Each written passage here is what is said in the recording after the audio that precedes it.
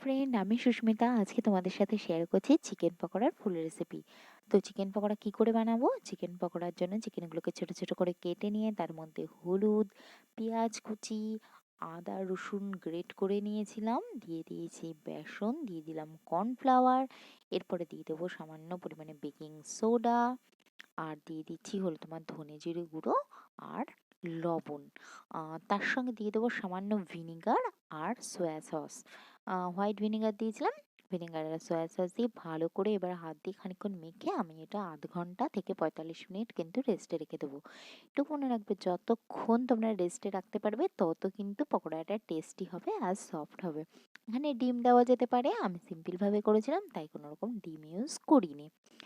তো এরপরে 0.5 ঘন্টা পরে কিন্তু পকোড়াটাকে একটু লাল লাল করে ভেজে নিতে হবে, আর ভেজে নিয়ে তারপরে সার্ভ করে দাও চা বা কফির সাথে।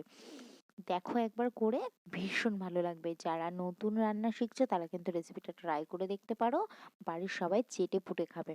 আর আমার রান্নার রেসিপিগুলো যদি তোমাদের ভালো লেগে থাকে, আমার চ্যানেলে যদি নতুন হয়ে থাকো, তাহলে প্লিজ চ্যানেলটাকে একটু সাবস্ক্রাইব করে দিও।